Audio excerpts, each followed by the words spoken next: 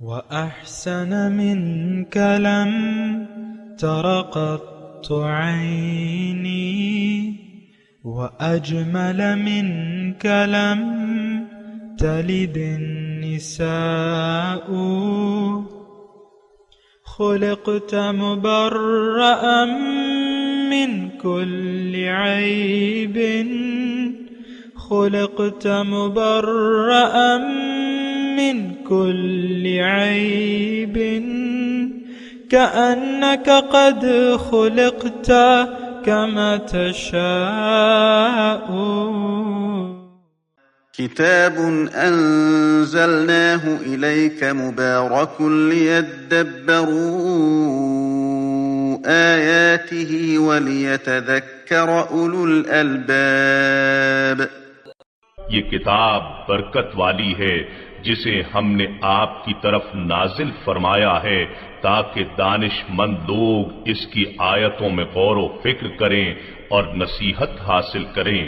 اللهم صل على سيدنا محمد وعلى آل سيدنا محمد بعدد كل ذرة مئة ألف ألف مرة. سامعین و ناظرین کرام، السلام علیکم ورحمۃ اللہ وبرکاتہ. سامعین کرام، سورہ سبا آیت نمبر 22 سے 24. آج کے درس کا نمبر ہے 2003. آج کا موضوع: کیا ہم حیات دنیا کے دھوکے میں مبتلا ہیں؟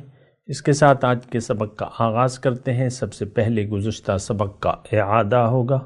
اعوذ باللہ من الشیطان الرجیم. پناہ مانگتا ہوں میں اللہ کی شیطان مردود سے. بسم اللہ الرحمن الرحیم. شروع اللہ کے نام سے جو بڑا مہربان نہایت رحم والا ہے. قل ادعوا الذين زعمتم من دون الله لا يملكون مثقال ذرة في السماوات ولا في الأرض وما لهم فيهما من شرك وما له منهم من ظهير. کہہ دو کہ جن کو تم خدا کے سوا معبود خیال کرتے ہو ان کو بلاؤ، وہ آسمانوں اور زمین میں ذرہ بھر چیز کے بھی مالک نہیں ہیں، اور نہ ان میں ان کی شرکت ہے اور نہ ان میں سے کوئی خدا کا مددگار ہے. سامعین کرام، سورہ سبا آیت نمبر 22. قل ادعوا الذین زعمتم من دون اللہ. کہہ دو کہ اللہ کے سوا جن کا تمہیں گھمنڈ ہے انہیں پکارو.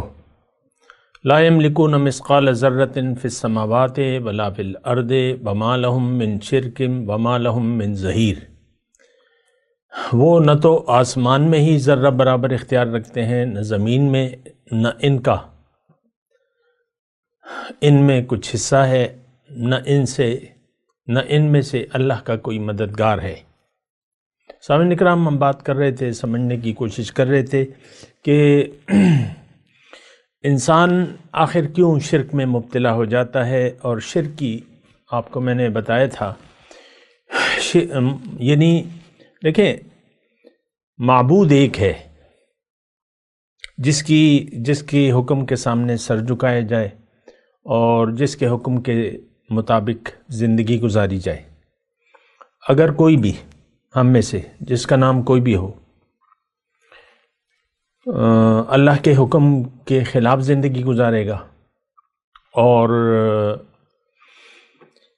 تو پھر وہ شرک کا مرتکب ہو گیا عملی طور پہ. یعنی اگر کسی نے فیصلہ کر لیا، دیکھیں، ایک تو گناہ ہوتا ہے. گناہ کا مطلب یہ ہے غلطی ہوتی ہے جذبات میں اور یا نادانی سے کوئی غلطی ہو جاتی ہے، اور پھر مومن جو اللہ کی بندگی کرنے فوراً اس کو اس کا احساس ہو جاتا ہے، وہ اپنی غلطی سے باز آ جاتا ہے، توبہ طائب ہو جاتا ہے اور رجوع کر لیتا ہے، اصلاح کر لیتا ہے اپنی. وہ ایک الگ مسئلہ ہے. آج کا مسلمان ہم لوگ جو ہیں، ہم نے تو فیصلہ کر لیا ہے کہ ہم زندگی اپنی مرضی سے گزاریں گے. خالص اللہ کی اطاعت، خالص اللہ کے لیے سر جھکانا، کے سامنے سر جھکانا، زندگی میں زندگی گزارتے ہوئے آخرت کو دنیا پر مقدم رکھنا یہ ہمارا کام نہیں ہے، یعنی یہ ہماری سوچ نہیں ہے۔ آپ دیکھ لیں، ہم تو دیکھیں اپنے اپنے مفادات کے تحت زندگی گزار رہے ہیں۔ ہم دنیا میں جو بھی کام کرتے ہیں وہ اپنے مفادات کے تحت کرتے ہیں، اپنے فائدے کو دیکھ کر کرتے ہیں، اور وہ فائدہ سارا کا سارا دنیا کا ہوتا ہے۔ دنیا کے مفادات کو دیکھ کر ہم فیصلے کرتے ہیں، اور اس میں اگر کچھ رکاوٹ آ جاتی ہے، یعنی اللہ کا حکم رکاوٹ بن جاتا ہے یا نبی کا طریقہ، تو ہم ان دونوں کو یعنی قرآن اور سنت کو نظر انداز کر دیتے ہیں اور اس پر مطمئن رہتے ہیں۔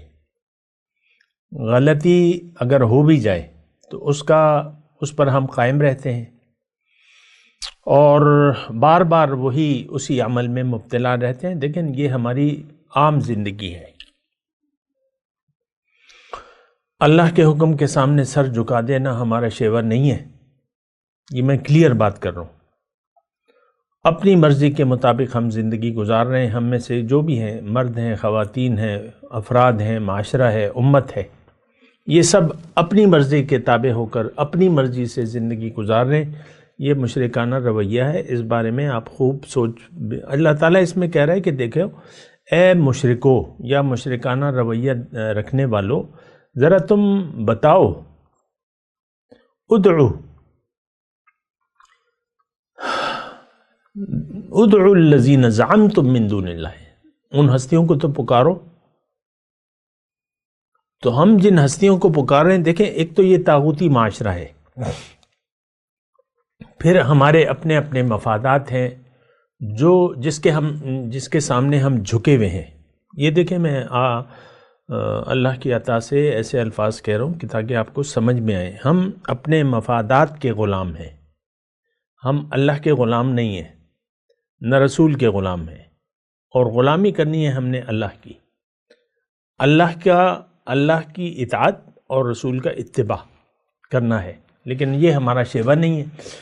اس کی وجہ تو میں نے آپ کو بتا دیا کہ ہمارا ایمان صرف زبانی کلامی ہے، دین کو نہ ہم جانتے ہیں نہ جاننا چاہتے ہیں۔ قرآن کو ہم نے ترک کر دیا ہے، قرآن اور سنت دونوں کو ہم نے چھوڑ دیا ہے۔ چھوٹے چھوٹے مسائل پر ہم توجہ دیتے ہیں، جو بنیاد ہے اس سے ہم غافل ہیں۔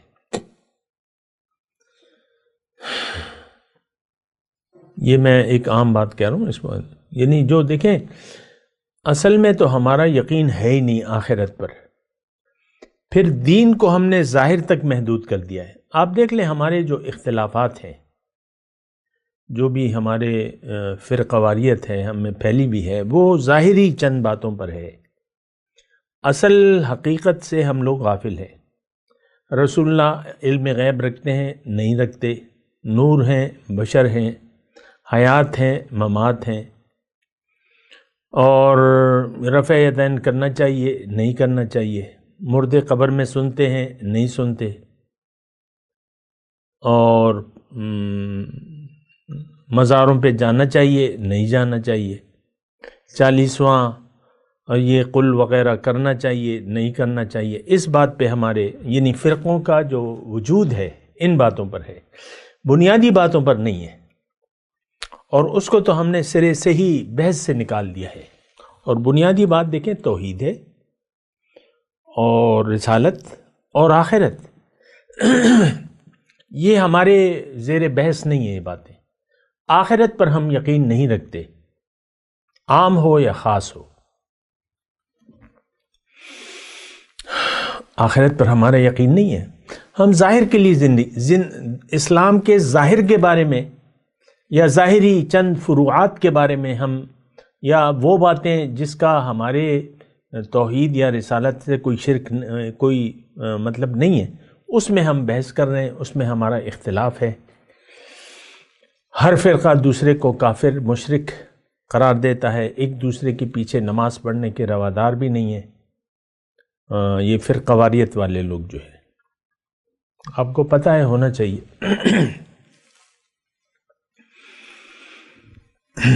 ہمارے ایک دیوبندی ایک مسجد ہے، میں وہاں جاتا تھا، تو ایک بریلوی عالم نے مجھے کہا کہ وہاں مت جایا کرو، ان کے پیچھے نماز نہیں ہوتی۔ کیوں؟ میں نے کہا وہ تو ان کا تو مطلب وہ عقیدہ ہی نہیں ہے، غلط ہے عقیدہ، مشرکانہ عقیدہ ہے۔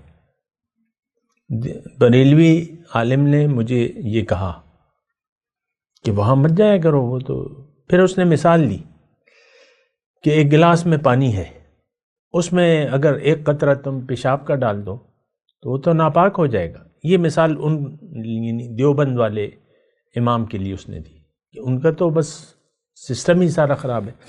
یہ میں دیکھیں میرا کسی فرقواریت سے کوئی تعلق نہیں ہے، لیکن میں آپ کو مثال بیان کروں۔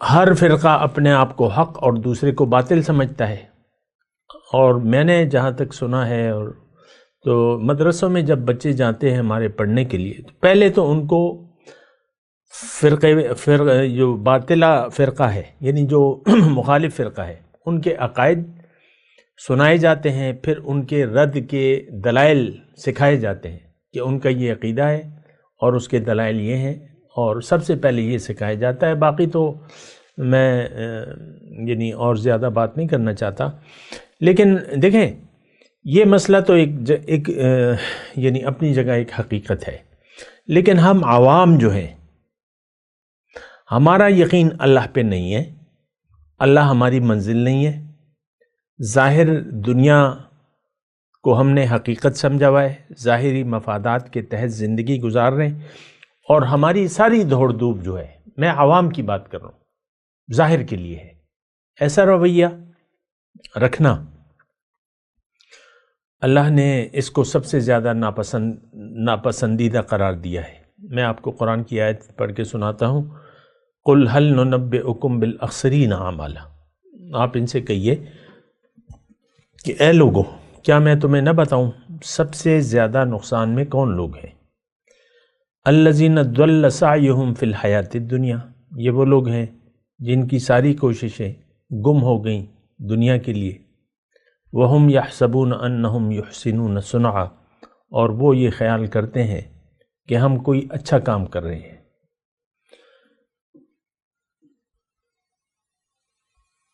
آپ سمجھ میں آئی آپ کو یہ آیت؟ سب سے زیادہ نقصان، یہ نہیں کہا سب سے زیادہ مشرک یا کافر، یہ لوگ نقصان میں نہیں، اللہ نے ایک رویے کا تذکرہ کیا ہے جو ہمارا ہے، ضل سعیہم فی الحیات الدنیا، ساری کوششیں یہ لوگ دنیا کو، یعنی اس آیت کا میں تھوڑا سا اگر تفصیلی معنی بیان کروں تو یہ ہے کہ یہ وہ لوگ ہیں جنہوں نے دنیا کو حقیقت سمجھ لیا ہے۔ یہ کون؟ یہ آج کا مسلمان، دنیا کو منزل بنا لیا ہے، اور ساری جد و جہد صبح سے لے کر شام تک اور شام سے لے کر صبح تک دنیا کے لیے، یہ لوگ ساری زندگی دنیا کے لیے گزار دیتے ہیں، اور خیال یہ کر رہے ہیں کہ چند دکھاوے کے اعمال کر کے کلمہ، نماز، روزہ، حج، زکوٰۃ ظاہری طور پہ اس کی حقیقت کو جانے بغیر وہ یہ سمجھتے ہیں کہ ہم کوئی اچھا کام کر رہے ہیں۔ میں ایسے لوگوں کو جانتا ہوں، بعض کارخانہ دار لوگوں کو، جو ہر جمعرات کو خیرات کرتے ہیں، دیگ پکواتے ہیں، غریبوں میں تقسیم کرتے ہیں، اور خیرات ان کا ایک عام، تو بات تو اچھی ہے، لیکن بس آپ کو پتہ ہے اس کی نیت کیا ہوتی ہے۔ کارخانے میں برکت آئے اور صدقہ ہے، صدقے سے مال بڑھتا ہے تو ٹھیک ہے، مال بڑھے گا، ہم صدقہ دیں گے ہر جمعرات کو۔ دیکھیں دین کی حقیقت سے ہم لوگ غافل ہیں کہ دین ہے کیا، ہم دین کا معنی تک نہیں جانتے۔ میں اکثر آپ کو بیان کرتا رہتا ہوں، قرآن کیوں نازل ہوا ہے، رسول پاک صلی اللہ علیہ وسلم کیوں تشریف لائے ہیں، ان کی دعوت کا مرکزی نقطہ کیا ہے، یہ ہم نہیں جانتے۔ نماز کی حکمت کیا ہے، کیوں پڑھی جاتی ہے، ہمیں نہیں معلوم۔ روزے کیوں رکھے جاتے ہیں، کیا فائدہ ہے، ہمیں نہیں معلوم۔ فوائد آپ کو اکثر یہ فیس بک وغیرہ پہ فوائد کے سلسلے میں آتا ہے کہ جسم کی صحت کے لیے بڑا اچھا ہے روزہ، ظاہری فوائد بیان کہ اس میں سارے وہ یعنی جو غیر ضروری فاسد مادے جو ہیں وہ جل جاتے ہیں، اور یہ ہوتا ہے اور وہ ہوتا ہے۔ اور نماز ایک حکیم کے نسخے پہ لکھا ہوا تھا کہ نماز جو ہے بہترین ورزش ہے، آپ ورزش کیا کریں۔ یہ ہمارے مردان کا ایک حکیم تھا اور میں جاتا تھا اکثر اس کے پاس، تو یہ اس نے اپنے نماز کی ترغیب تو دے رہا ہے، لیکن وہ کہہ رہے یہ ایک ورزش ہے، یہ بہترین ورزش ہے، پڑھا کرو نماز۔ تو یہ ہمارا یعنی وہ ذہنی جو سوچ ہے وہ یہی ہے دین کے بارے میں۔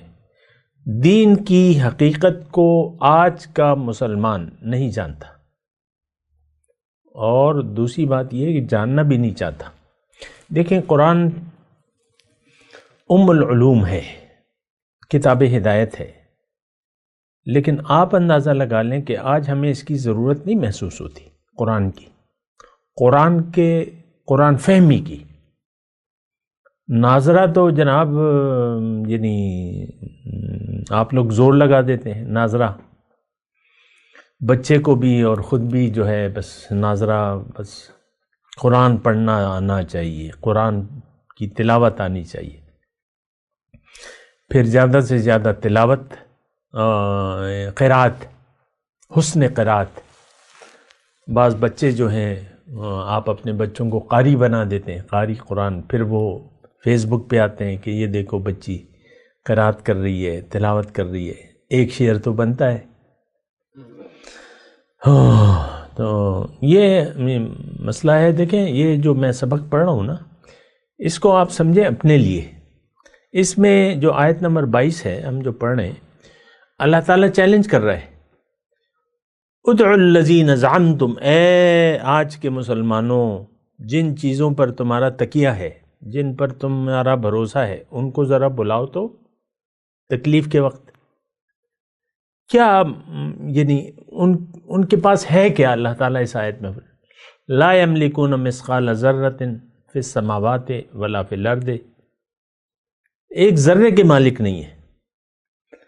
اصل میں ہم تو بنا سوچے سمجھے زندگی گزار رہے ہیں غفلت میں، اور اب یہ قرآن پڑھا جا رہا ہے، ہم تو اپنے لیے نہیں سمجھتے، خاص طور پہ اس قسم کی آیات کو۔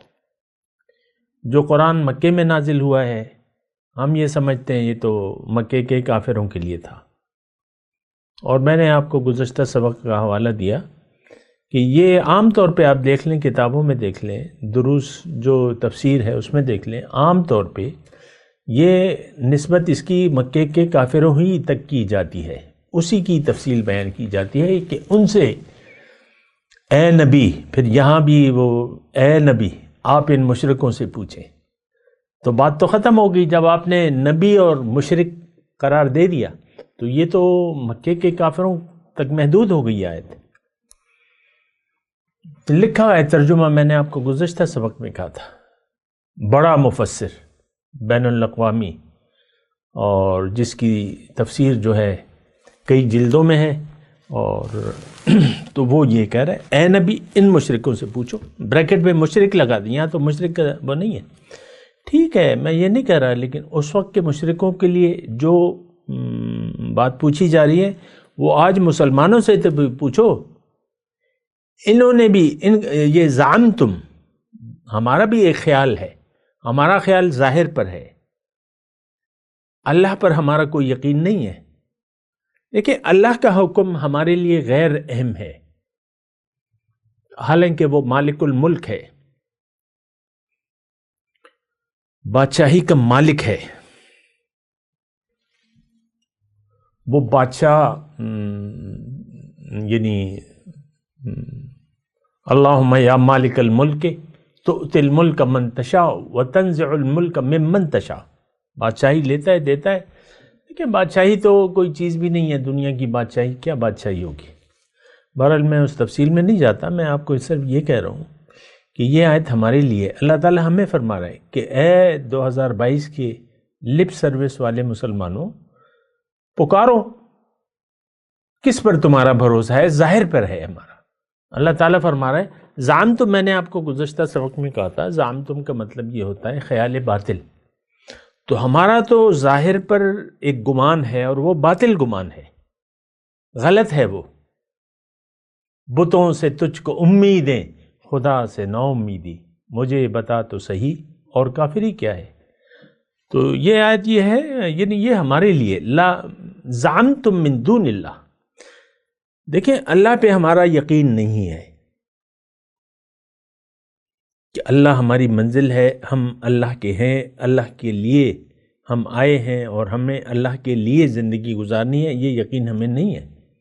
ہمارا یقین آپ کو معلوم ہے. ہمارا یقین ہے کہ میں تو یہی ہوں ظاہر، میں مرد، میں عورت، میں لمبا، میں ٹھگنا، میں بدصورت ہوں اور میری تصویر مت کھینچو، میری طرف کیمرہ نہ کرو، میری تصویر اچھی نہیں آتی. یہ میری، میرے، میں اور میری، اسی میں آپ پڑے ہوئے. پھر ظاہر کے لیے ہم زندگی گزار رہے ہیں. یہ وہ لفظ ہے جو میں آپ کو یعنی پورے یقین سے کہہ رہا ہوں. آج کا مسلمان ظاہر پر یقین رکھتا ہے کہ ظاہر ہی حقیقت ہے اور یہی زندگی ہے. یہ کافرانہ خیال ہے قرآن کے حساب سے. ان ہی الا حیاتنا الدنیا نموت و نحیا، یہی دنیا ہے، ہم جی رہے ہیں، زندہ ہو رہے ہیں، بس ختم. بچہ پیدا ہوا، بڑا ہو گیا، جوان ہو گیا، واہ واہ، بزرگ جا رہے ہیں، مر رہے ہیں، ہم بھی بس وہ خیال ہے. تو اللہ تعالیٰ فرما رہے ہیں کہ کوئی مالک ہے ایک ذرے کا آسمان اور زمین میں، یا اس میں کوئی اس کا کچھ حصہ ہے؟ وما لہم فیہما، ان دونوں آسمانوں، ان کا کوئی حصہ ہے؟ کچھ انہوں نے پیدا کیا ہے؟ دوسری جگہ اللہ تعالیٰ نے ایک اور بات فرمائی ہے، ھذا خلق اللہ فارونی ماذا خلق الذین من دونہ بل الظالمون فی ضلال مبین. یہ اللہ کی تخلیق ہے. ھذا خلق اللہ، ظاہر ہے کہ ہر چیز اللہ تعالیٰ نے بنائی ہے، اس میں تو کوئی شک و شبہ نہیں ہے. اللہ تعالیٰ پھر ہمیں کہہ رہا ہے کہ فارونی، مجھے بتاؤ، ماذا خلق الذین من دونہ.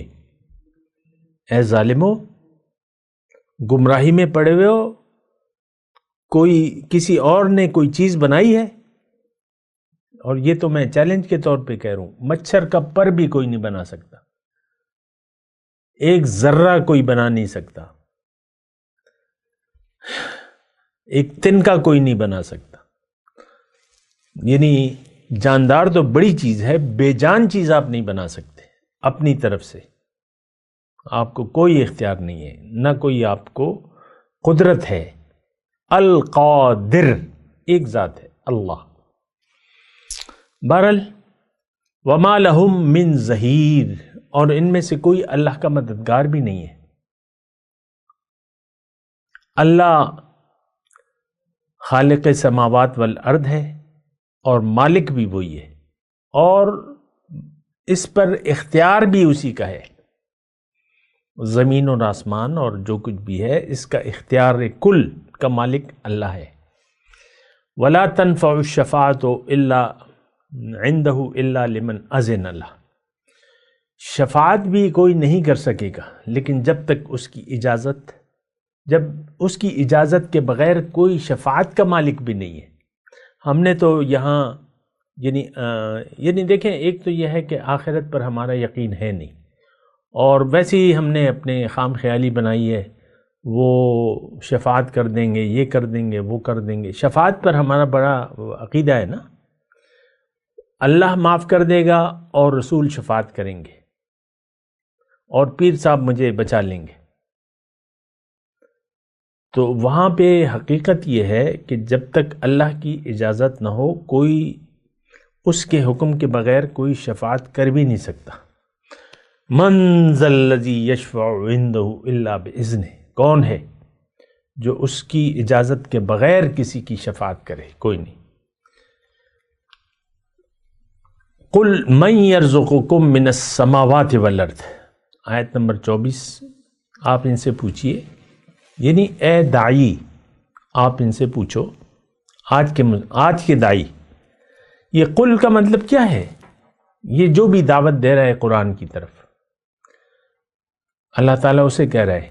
ظاہر ہے کہ پہلے داعی حضور صلی اللہ علیہ وسلم تھے، اور آج ہر جو دعوت دیتا ہے قرآن کو، وَمَنْ أَحْسَنُ قَوْلًا مِّمَّنْ دَعَا إِلَى اللَّهِ وَعَمِلَ صَالِحًا وَقَالَ إِنَّنِي مِنَ الْمُسْلِمِينَ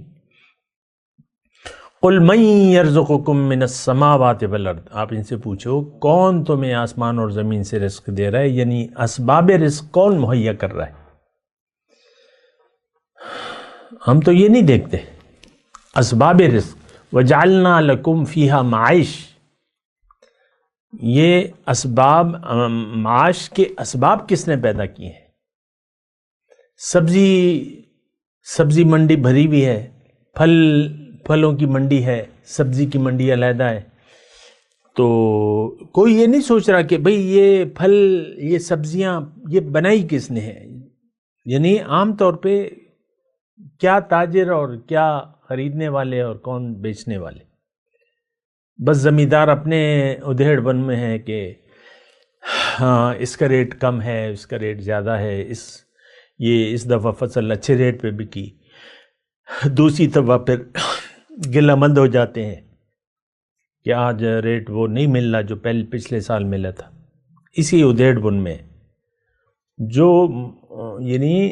خالق ہے، جو یعنی دانے کو پھاڑتا ہے، اس کو کوئی نہیں دیکھتا، اس کا کوئی کسی کو اندازہ نہیں ہے۔ یہ میں آپ کو کہہ رہا ہوں، ہمارا مروجہ دین ہے، بس ہماری مردان کی جو منڈی ہے پھلوں کی اور سبزیوں کی، بڑی مسجد ہے، بس سب لوگ کاروبار میں مصروف ہیں، اذان ہوتی ہے، نماز یعنی صحیح غلط آپ کو پتہ ہے۔ کبھی میں نے ایسا نہیں دیکھا کہ یعنی ایک کریٹ ہے، مثال کے طور پہ مالٹوں کی کریٹ ہے، اوپر اس دن میں نے ایک کریٹ لی تو اوپر بڑے بڑے مالٹے تھے، نیچے جب کھولی تو وہ اس میں چھوٹے چھوٹے تھے، سارے کچرا بھرا ہوا تھا۔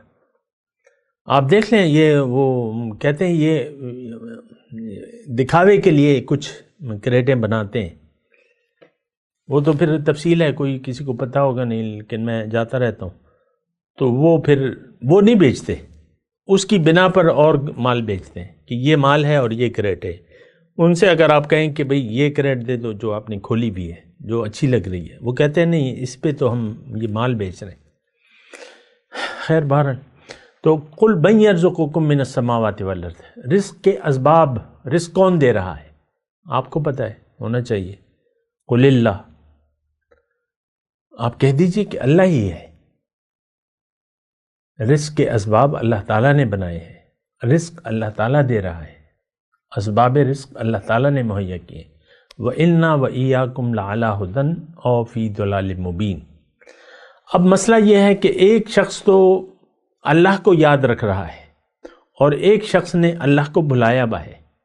ایک شخص کا مقصود اللہ ہے، اس کا رب، معبود، محبوب اور مطلوب اللہ ہے، اور دوسرے شخص نے تو اللہ کو بھلایا ہوا ہے، اس کے دل میں دنیا ہے، اس نے اہمیت دے۔ یہ ہماری کہانی بیان ہو رہی ہے۔ اِنَّا وَإِيَّاكُمْ لَعَلَىٰ هُدًى أَوْ فِي ضَلَالٍ، مطلب جو داعی ہے وہ تو مومن ہے، اس کی منزل اللہ ہے، وہ اس کا معبود اللہ ہے، یا داعیان کی ایک جماعت ہے، جو بھی ہے، جو اللہ پر ایمان رکھتے ہیں، دو ہی ہیں۔ دیکھیں دنیا میں اس وقت دو گروہ ہی پائے جاتے ہیں، ایک وہ جو اللہ کے شکر گزار بندے ہیں، اور ایک وہ جو اللہ کے ناشکرے بندے ہیں۔ تو اب ظاہر ہے کہ جنہوں نے اللہ کو بھلایا ہے، جن کا دل اللہ کی یاد سے غافل ہے، تو ان دونوں میں سے کون ہدایت پہ ہے، مطلب یہ بالکل ظاہر بات ہے، اس کو دیکھنا چاہیے۔ میں تلاوت کرتا ہوں، میرے ساتھ دہرائیے۔ اعوذ باللہ من الشیطان الرجیم، بسم اللہ الرحمن الرحیم۔ قل ادعوا الذین زعمتم من دون اللہ لا یملکون مثقال ذرۃ فی السماوات ولا فی الارض وما لهم فیہما من شرک وما له منہم من ظہیر ولا تنفع الشفاعة عنده إلا لمن أذن له حتى إذا فزع عن قلوبهم قالوا ماذا قال ربكم قالوا الحق وهو العلي الكبير قل من يرزقكم من السماوات والأرض قل اللہ وَإِنَّا بَإِيَّاكُمْ لَعَلَىٰ هُدًى أَوْ فِي ضَلَالٍ مُّبِينٍ۔ اب ان آیت کی تلاوت اور ترجمہ۔ اعوذ باللہ من الشیطان الرجیم۔ پناہ مانگتا ہوں میں اللہ کی شیطان مردود سے۔ بسم اللہ الرحمن الرحیم۔ شروع اللہ کے نام سے جو بڑا مہربان نہایت رحم والا ہے۔ قل ادعوا الذین زعمتم من دون اللہ لا يملكون مثقال ذرة في السماوات ولا في الأرض وما لهم فيهما من شرك وما له منهم من ظهير۔ کہہ دو کہ جن کو تم خدا کے سوا معبود خیال کرتے ہو ان کو بلاؤ، وہ آسمانوں اور زمین میں ذرہ بھر چیز کے بھی مالک نہیں ہیں، اور نہ ان میں ان کی شرکت ہے، اور نہ ان میں سے کوئی خدا کا مددگار ہے۔ ولا تنفع الشفاعة عنده إلا لمن أذن له حتى إذا فزع عن قلوبهم قالوا ماذا قال ربكم قالوا الحق وهو العلي الكبير۔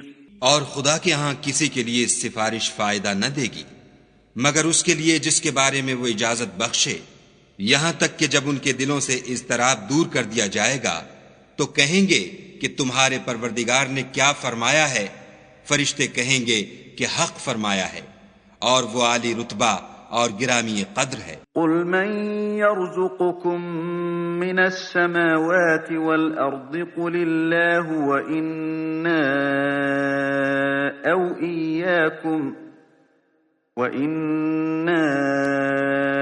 أو إياكم لعلى هدى أو في ضلال مبين۔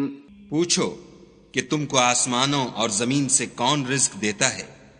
کہو کہ خدا، اور ہم یا تم یا تو سیدھے رستے پر ہیں یا صریح گمراہی میں۔